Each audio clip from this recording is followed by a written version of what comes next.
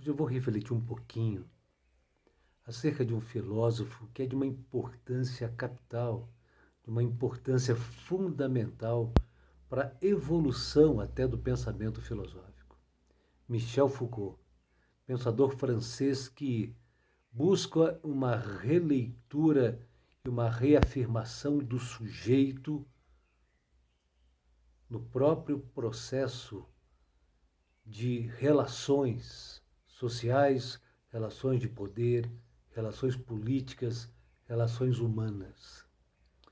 Há algo na filosofia de Foucault que literalmente faz com que eu afirme que ele talvez seja um dos grandes responsáveis pela consciência da necessidade de uma crítica profunda a tudo que nós vivemos nesse século, no século XX, e por que não dizer no século XXI, que se inicia de uma forma não muito interessante. A filosofia de Foucault, de maneira espetacular, de maneira incrível e de maneira louvável, e que deixa todos nós filósofos encantados, efusivos, é que a filosofia de Foucault é uma introdução a uma vida não fascista. Toda a obra dele é uma busca incansável da negação cotidiana e absoluta de qualquer ranço fascista que possa surgir nas nossas relações. O fascismo, para ele, é a fonte de todo tipo de dificuldade, de todo tipo de violência, de todo tipo de involução. Para Foucault, o inimigo maior do ser humano é o fascismo, que nos faz, segundo ele, desejar de forma brutal o poder. É interessante que todo o seu trabalho filosófico, toda a sua construção filosófica, entende que a filosofia, como todos os outros filósofos também entendem e afirmam, que a filosofia é a busca da verdade. Porém, para ele, para Foucault, a filosofia está além disso. Está muitos passos além dessa noção. Ela é literalmente, e ela deve ser um modo de vida. A filosofia, enquanto modo de vida, deve fazer com que nós, seres humanos, não tenhamos medo de balançar as estruturas que até então foram construídas e que, de certa maneira, não têm colaborado tanto para o próprio entendimento de quem somos e de que tipo de mundo nós vivemos. Para ele, nós não devemos temer. E para não temer e saber agir, a filosofia deve sacudir as evidências, deve sacudir de maneira forte essas evidências e tornar visível o que é visível. Aquilo que nunca nos causou espanto pelo hábito, pelo seu manifestar cotidiano.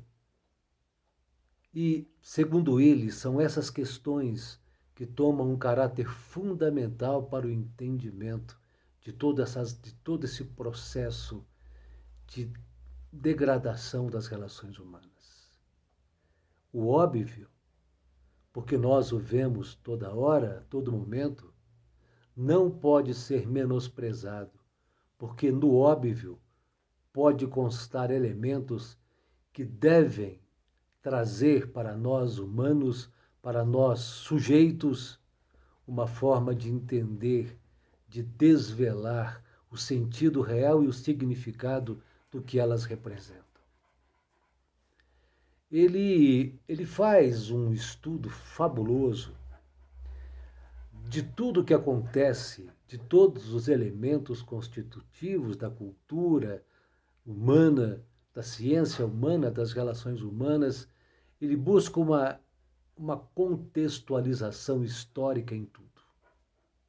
Ele não quer apenas dizer, por exemplo, que a loucura é o estado natural do ser humano. Era assim que era considerado pela própria ciência. Ele balança essa estrutura e diz, não, a loucura tem uma história, ela tem um porquê, ela tem um início. E quais seriam os fatores que desencadearam todo esse processo chamado loucura? A própria forma de punir, as próprias formas de disciplinar, tudo tem história. E por ter uma história, é dentro desse processo, desse contexto que nós devemos buscar os elementos necessários para uma crítica severa e para uma mudança. A filosofia, enquanto modo de vida, tem um desejo, tem um objetivo, a transformação. Nada mais filosófico do que isso. Ele se preocupa profundamente com o homem moderno, com todos nós. Ele quer desenvolver uma genealogia do homem moderno. Ele quer descobrir as fontes históricas de tudo aquilo que vem nos influenciando e nos transformando naquilo que somos. Nós devemos nos conhecer e, para tanto, para que esse conhecimento se constitua, é fundamental uma análise profunda do contexto, dessa história de quem somos, dos caminhos percorridos por todos nós, para que nós entendamos por que chegamos até aqui, para que nós consigamos entender qual o nosso papel em tudo isso que acontece hoje.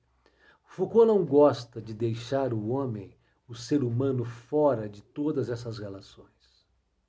A relação de poder para ele não está calcada no distanciamento entre as instituições de poder e o sujeito.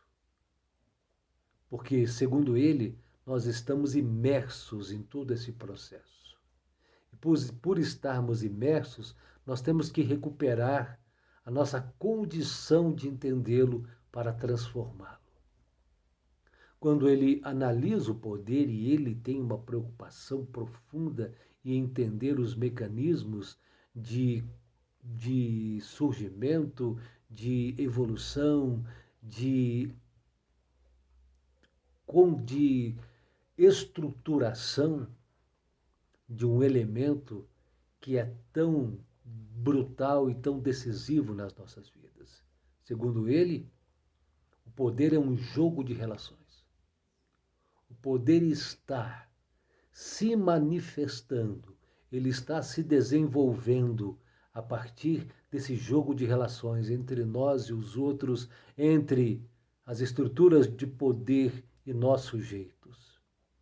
E o mais interessante é que o tema central de toda essa análise é o sujeito.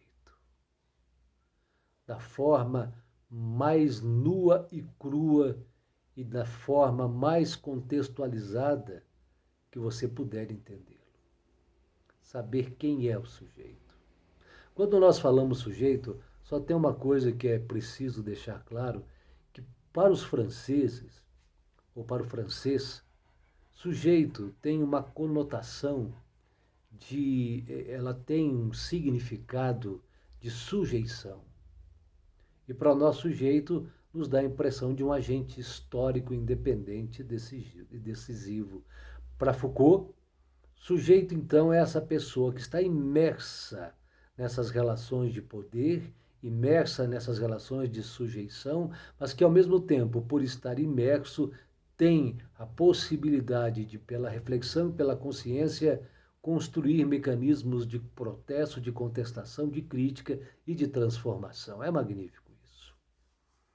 Segundo ele, nesse estudo profundo acerca das relações de poder, acerca de de todo esse processo entre os mecanismos de poder e nós, sujeitos, Foucault diz algo muito interessante, que nós, sujeitos, nós seres humanos, somos constituídos por técnicas de poder. Nós estamos sendo manipulados, de certa maneira, por todo um sistema muito bem articulado de manutenção daquilo que eles acreditam ser fundamental para uma ordem social, econômica, estatal, governamental. E tudo isso obedece a estratagemas muito bem elaborados. Um exemplo simples para se entender: a dimensão arquitetônica das cidades. Elas não são planejadas por acaso ou de forma simples.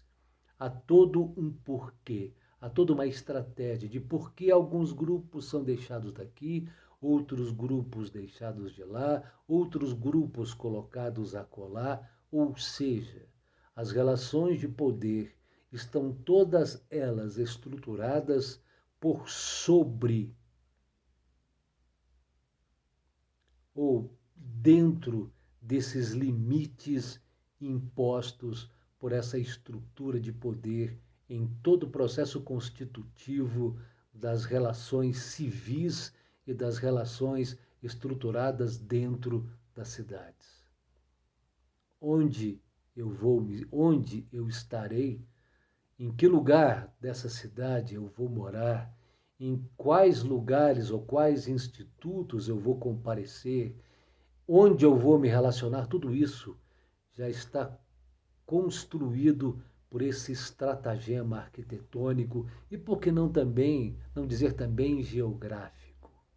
O poder entende muito bem como trabalhar com isso.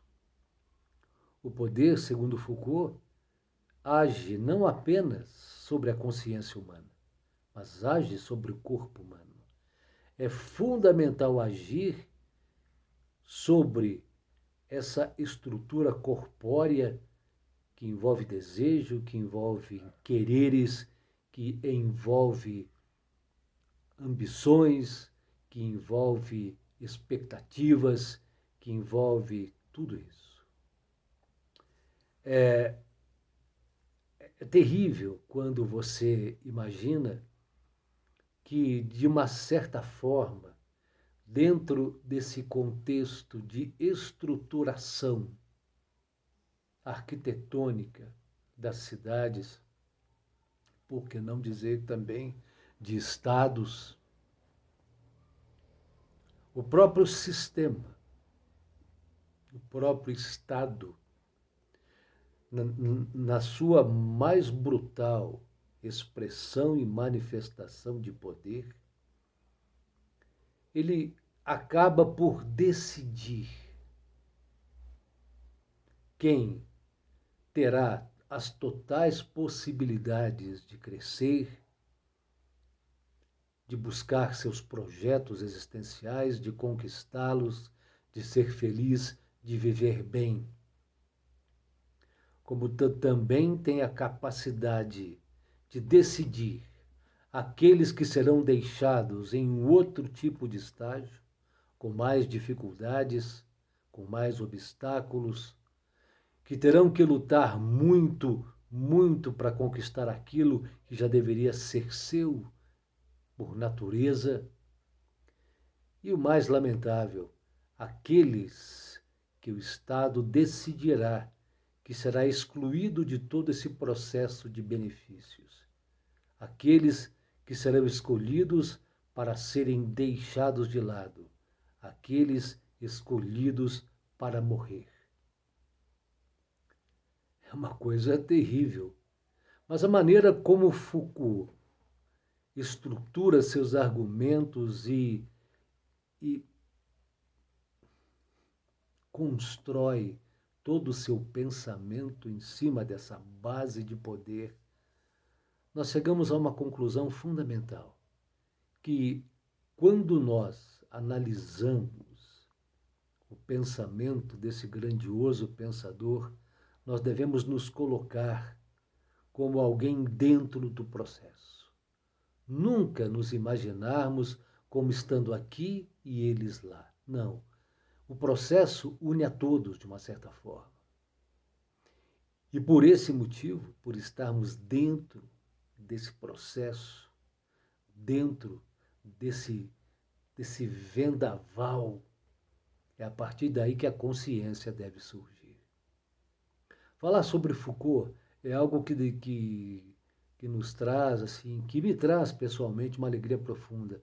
É um filósofo que eu descobri no último ano de faculdade e tenho buscado conhecê-lo cada vez mais e aproveitá-lo dentro dessa perspectiva de que a filosofia nada mais é do que um saber para a prática, um saber transformador, um saber que tem como objetivo abrir para mim os segredos daquilo que não é segredo, de desvendar o que não tem mistério, de tornar visível o que é visível e de nos dar um tipo de consciência capaz de entender que as coisas estão todas já elaboradas e preparadas de forma muito estratégicas dentro desse contexto ao qual eu também pertenço. Michel Foucault é grande, um pensador magnífico, contestado, questionado. Para alguns, a filosofia dele é um reescrever-se a cada obra, e eu acho isso magnífico. É como se ele conversasse consigo mesmo, que ele travasse consigo um diálogo constante pelo objetivo maior de construir uma obra a mais próxima possível da verdade contextualizada. Ler Foucault é uma honra, como é uma honra aprender com esses gigantes.